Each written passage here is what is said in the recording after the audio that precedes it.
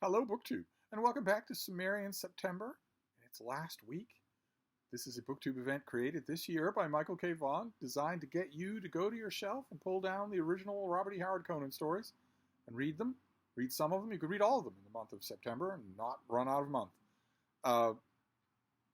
And I would ordinarily be very tempted to do that, but I've read those stories many, many times, and I kind of had an idea to read Marvel Comics black and white, oversized Savage Sword of Conan magazine, and to read all of them, which would entail a lot of rereading. And I recently have a stack of the print magazines instead of the digital stuff just sitting there, ready to go one at a time. And last night I picked one off that pile and was delighted by what I found, including the story that I want to show you today. It was only belatedly that I realized that I'm cheating in a couple of ways today, but I hope you'll forgive it. One is that the magazine is not The Savage Sword of Conan. It's called Conan Saga. It's a Savage Sword of Conan reprint comic. A terrific cover, mind you. That is a pretty terrific cover. But it's not even Savage Sword of Conan. And also the story that I want to show you did not appear in Savage Sword of Conan. It appeared in Conan the Barbarian, and for some reason, I don't know why, the folks at Conan Saga decided to reprint it in this issue, which I think gives me fair claim to show it to you. It's by Roy Thomas with artwork by John Buscema and inks by Ernie Chua, and it's called Night of the Gargoyle. And the only thing that's missing here, you're missing the vibrant colors when they reprinted in black and white for the magazine, and you're also missing there was a great Gil Kane cover to this issue. But this is a wonderful story, even so, just terrific. This, like so many things that we have seen in Cimmerian September, this was adapted by Roy Thomas from a Robert E. Howard story that was not a Conan story. The original story here was Robert E. Howard tossed it off. It was set in the Mysteries of the Orient in the 1930s.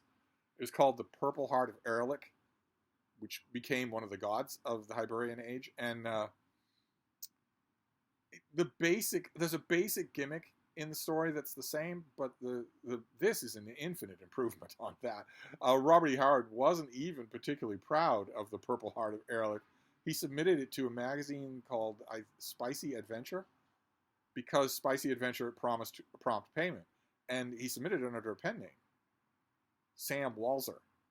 So it was never meant to be a Conan story, but Roy Thomas really makes it work as a Conan story. We have Conan in Zamora, and he's just minding his business. He's just passing through, but we cut to a scene. It's actually well connected. He's looking at this beautiful woman in a window, and that gives Roy Thomas the bridge to cut to her story. Her name is Arlina, and she is in a bind. She was in the palace of an ambassador from Kitai, which is the Robert E. Howard's Hyborian Age equivalent of the Mystic Orient of China. She was in his palace when there was violence, and the ambassador ends up dead. And it could amount to the Hyborian Age equivalent of an international incident, and nobody wants that. And she is taken in by Baron Takim, by a nobleman, who tells her that he will protect her from that international incident. She would obviously be killed if he came forward and said, I saw you running from the ambassador's palace, if she will undertake a little errand for him, just a tiny little thing. She wants him to go to the house of a mystic merchant named Lun Far, who's also from Kitai, and steal from him something called the Dragon Head of Koblar Zan. Now, this is a city full of thieves. Zamora is a city full of thieves. Lots of people have tried this, and all of them have failed. It's supposed to be an object of immense value, and Count Takim gives her a little amulet that he says will protect her, and sends her on her way. Wait until nightfall, go to his palace, and retrieve this thing from me. Pretend that you're a wealthy, dealer in Eastern artifacts, long enough to get hands on the thing, and then bring it to me, and I will protect you. And she leaves. She leaves Baron Takim's place to, I guess, go and think about what she's going to do. But this is a horrible place. The City of Thieves is a horrible place, and she is accosted by a tiny little thief who has two big brothers, one with one eye and one with one brain cell. And they close on her when the big one is laid out flat by Conan, who has shown up right in the nick of time. He deals with the brothers, but there's a really funny moment here. He slams the one-eyed brother against the wall and thinks that he's all done, but that's because the little one hasn't made his clearance, and he bites him on the leg. And Conan admires his courage, so he doesn't kill him or anything. He just hangs him up on a peg. And the woman tells Conan her story. They are walking along in the Street of Thieves. Conan notices that someone is offering a sack of gold for if he can defeat the merchant's strongman. Conan handily does do that, and says, "Gold." Now about that gold, and the merchant says, "Gold? Oh, yes, here it is, all here and accounted for." And Conan says, "Because I didn't give you time to palm half of it." And the merchant says, "Tell me, are you bound for Shadizar by any chance?" And Conan says, "Yes, why?" And the merchant says, "Because then we're not." But Conan takes the young woman to his quarters because he has one thing on his mind, and she brains him because it's not on her mind. She wants to come up with how to do this, how to trick Lunfar into showing her this dragon head. She goes to his emporium asking for the dragon head of Koblarzan. There he is. He treats her very courteously, says, "Your credit's good with me." He's taking her into his showroom so that he can show her this thing when they pass something that really startles her. It is a life-size gargoyle statue. Looks real. It looks absolutely real. Lunfar tells her that the carvers of Vendia have a particular talent for making their statues look real. This is their depiction of the demon Tavastri, but that it's not real. The Vendians are just really good at making their sculptures look that way. She says,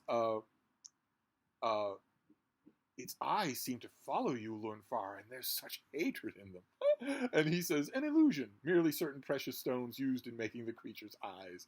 And as he's walking her closer into his workroom, she notices a bunch of weird statuettes on his mantelpiece. They look like thieves from Zamora. He says, "They're just junk. I haven't thrown them away yet, but it's obvious that he has done this to them, to everyone who has tried to steal this thing from him."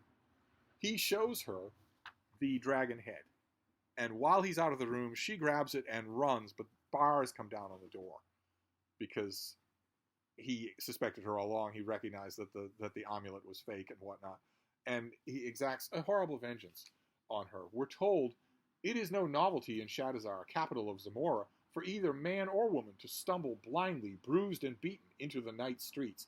Thus no one takes notice. But he's not done with his vengeance. He walks up to this gargoyle statue. Of course, we know that it's not a statue. He walks up to this gargoyle statue and says, "When a woman steals, there is always a man in the shadows. I want that man. I want him dead." He says, "And you, Tavastri, you, devil of Vendia, shall kill him for me." Look what Buscema is doing with these tiny panels. That is beautiful work. In a tiny panel, as big as your thumb. "I release you, Tavastri, from all chains, but those of my will alone. Unleash you, and I command you, go and find and slay." And the gargoyle lifts itself up into the sky over Shadizar, over Zamora. So it turns out that this thing is immobilized by magic most of the time, and when Lunfar releases it, he still controls it. Conan he's waking up from being brained with a wine bottle. He sees that the girl he's trying to help is about to throw herself off a wall because she's been so shamed by what Lunfar has done to her, which we don't see even in Savage Sword of Conan, although this was Conan the Barbarian, so it would all have been very muted. She tells him everything. And they decide to go to this baron, and Conan will spring out and give him what for? Kill him. So that, he isn't holding anything over her. And she is grabbed out of the doorway before Conan can do that. The baron is extremely angry with her. "So you won't need this amulet anymore. I'm just going to kill you because you're no use to me," when Ooh, look at that panel. Just amazing. Something is there. It pulls open the bars and leaps down on this guy. Conan hears the scream, bashes through the door. Look at all that's being done in these tiny panels. Just amazing. That is amazing. What that right there, just by itself.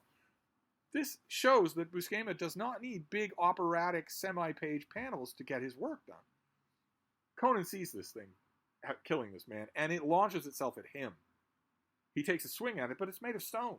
His sword shatters into a dozen pieces, and the thing just grabs him. It's clearly going to kill him because he interrupted. And the only thing that is motivating it, the only thing that is moving this thing, is the will of Lunfar. But Conan is far stronger than anyone he has ever sent this thing against. Strong enough to push Lunfar's will to the breaking point. How does it go here? Stark fear, however, only makes Conan fight back the harder against the demon's far greater strength. With physical effort, which racks both body and brain with soul-searing anguish, Lunfar must give his mental all, which lacks but a few short seconds of being enough. But still, unknown to the barbarian, is Lunfar is the first one to give way. Then, suddenly, the demon hurls Conan from him with an abandon that smacks of indifference, as it recalls long centuries of servitude to one who has held it in check with an iron will, though even iron can be broken. Look at that face.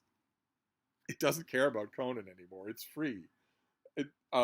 Conan says, the girl asks what happened, and Conan says, I don't know, but I sensed hatred in it as it tossed me aside. Hatred not for me, but for someone else. And the hatred is for Lunfar. This thing has come to find him and kill him. and that is the end of the story. The girl, Conan makes the offer again, would you care to come to my room? And this time, because it's all settled, she's willing to do so, especially to help him with his wounds. And Lunfar has been destroyed. This lurking evil. A sorcerer that Conan never meets, never knows anything about him. So this is a bit of cheating. This isn't a Savage Sword of Conan issue, and it's not even a Savage Sword of Conan story. It's from Conan the Barbarian. But I found it on this pile of magazines, and I wanted to share it for Cimmerian September. So I'll wrap this up for now. I'll go back to Savage Sword next time. Thank you, BookTube.